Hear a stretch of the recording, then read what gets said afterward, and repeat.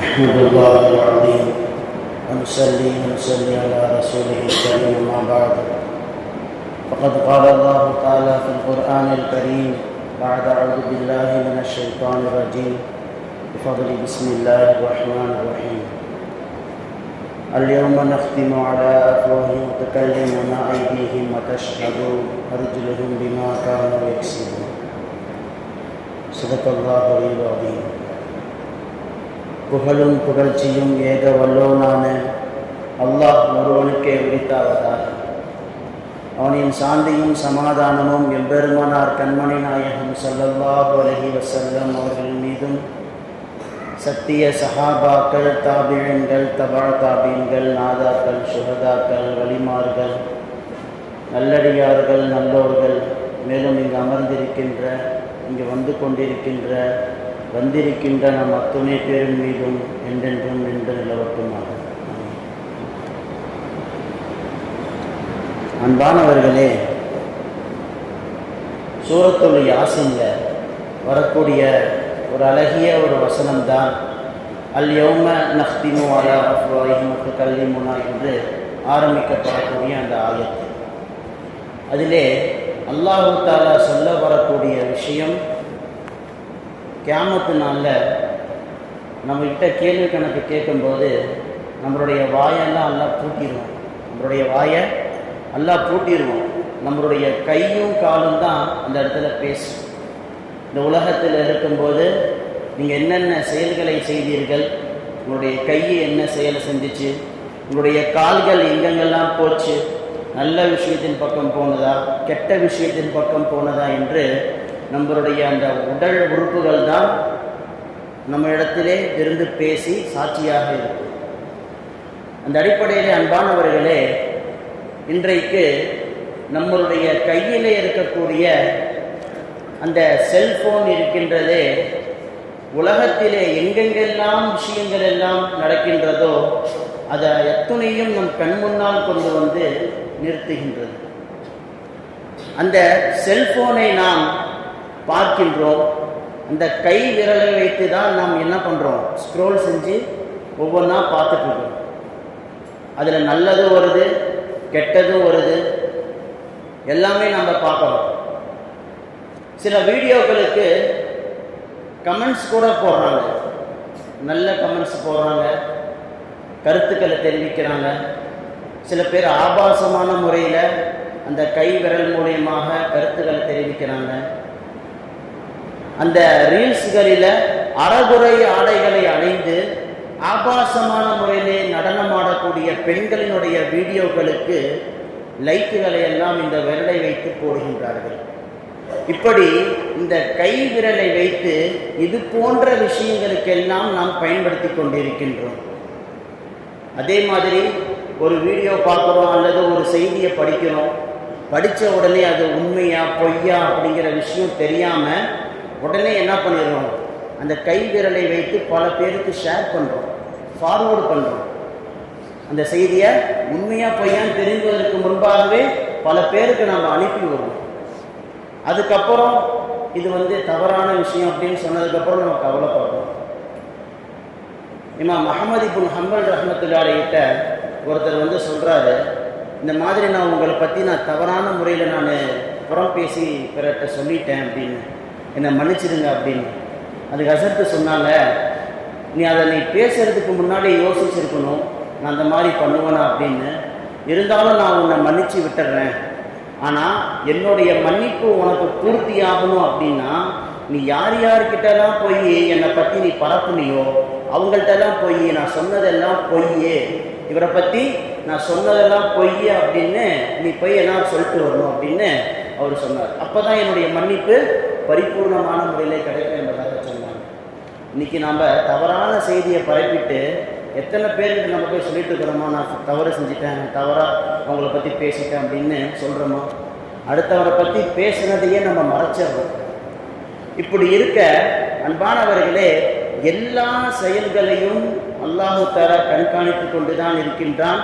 நம்மளுடைய விரல்கள், நம்மளுடைய கைகள், கால்கள் செய்வதை எல்லாம் நமக்கு சாட்சியாக அல்லாஹ் தஆலா அங்கு வைத்திருக்கின்றார். இப்படி இருக்கக்கூடிய சூழ்நிலையிலே அன்பானவர்களே, நாம் நம்முடைய உடல் உறுப்புகளின் மூலமாக நல்ல காரியங்களிலே நாம் செலவு செய்ய வேண்டும். நல்ல விஷயங்களுக்காக வேண்டி நாம் செலவு செய்ய வேண்டும். எத்தனை பேர் இந்த குர்ஆனை நாம் நம்முடைய கை விரலால் புரட்டி இருக்கின்றோம்? யோசிச்சு பாருங்க. 50 வயசு ஆனாலும் சரி, 40 வயசுல இருக்கிறவங்க, 60 வயசுல இருக்கிறவங்க, 70 வயசுல இருக்கிறவங்க, ஏன் வாலிப பிள்ளைகள் எத்தனை பேர் இந்த கைகளால், இந்த கை விரல்களால் குர்ஆனை தூக்கி இருக்கின்றோம்? இந்த கையை கொண்டு எத்தனை குர்ஆனில் இருக்கின்ற தாள்களை நாம் பிரட்டி இருக்கின்றோம்? இந்த கை விரலை வைத்து எத்தனை ஆயத்துகளை நாம் ஓதியிருக்கின்றோம் என்பதை நாம் சற்று சிந்தித்து பார்த்திருக்கின்றோமா? அன்பானவர்களே, இப்ப இருக்கின்ற அந்த கால சூழ்நிலை மிகவும் ஒரு மோசமான சூழ்நிலையாக இருந்து கொண்டிருக்கின்றது. நன்மைகளை கொள்ளையடிக்கக்கூடிய நாம் தவறான செயல்களை செய்து கொண்டு இருக்கின்ற நன்மைகளை எல்லாம் நாம் அழித்து கொண்டிருக்கின்றோம். எனவே சிந்தித்து பார்க்க வேண்டும். இந்த கை விரல் மூலமாக நாம் எத்தனை தான தர்மங்களை நாம் செய்திருக்கின்றோம் என்பதை எல்லாம் நாம் சற்று சிந்தித்து பார்க்கிறோம். இந்த வாயால் எத்தனை நல்ல வார்த்தைகளை பேசியிருக்கின்றோம்? இந்த வாயால் எத்தனை சூறாக்களை ஓதியிருக்கின்றோம்? எத்தனை திக்ருகளை நாம் செய்திருக்கின்றோம்? ஸலவாத்துகளை ஓதியிருக்கின்றோம் என்பதை நாம் சற்று சிந்திக்க வேண்டும். பிள்ளைகளுக்கு முன்பாக உட்கார்ந்து ஃபோனை நோண்டுறாங்க. இன்றைக்கு இருக்கின்ற பெற்றோர்கள் பிள்ளைகளுக்கு முன்பாக உட்கார்ந்து ஃபோனை யூஸ் பண்ணுறாங்க. அதை பார்த்து 6 வயசான பிள்ளை அதை எடுத்து நோண்டுறான். அவங்க அத்தாவை எந்திச்சு போயிட்டாங்கன்னா அதை எடுத்து என்ன பண்ணுறாங்க? அந்த பிள்ளையும் எடுத்து ஃபோன் நோண்டுது. எப்படி யூஸ் பண்ணுறாங்க? ஏன்னா பிள்ளைகள் தாய் தந்தையர் இடத்திலிருந்து எதை எடுத்துக்கணுமோ அதை தான் எடுத்துக்கணும். நம்ம உட்காந்து குர்ஆன் ஓதணும் அப்படின்னா அந்த பிள்ளையும் எடுத்து குர்ஆன் ஓதும். நாமளே எடுத்து உட்காந்து ஃபோனை நோண்டிட்டு இருந்தோம் அப்படின்னா, இரவு ஃபுல்லாக உட்காந்து நோண்டோம்னா அந்த பிள்ளை என்ன பண்ணும்? இப்போ இருந்தே அதனுடைய இதை ஆரம்பிச்சது. 6 வயசில் ஃபோனை நோண்ட ஆரம்பித்து 60-70 வயசு வரைக்கும் ஃபோன் நோண்டிட்டு தான் இருக்குது. குர்ஆன் வசனத்தை 2 ஓதுப்பா அப்படின்னா எங்கள் அத்தாமா எனக்கு சொல்லித்தரல. எவ்வளவு பெரிய ஒரு மோசமான ஒரு நசீபு. எனவே நான் அன்பானவர்களை நாம் சிந்திக்க வேண்டும். இன்றைக்கு நம்மில் எத்தனை பேருக்கு நன்மையான விஷயங்களின் பக்கம் போகுவதற்கு நாம் தயாராக இருக்கின்றோம்? கிடைக்கின்ற மாதங்களிலே நாம் நன்மைகளை அள்ளிக்கொள்ள வேண்டும்.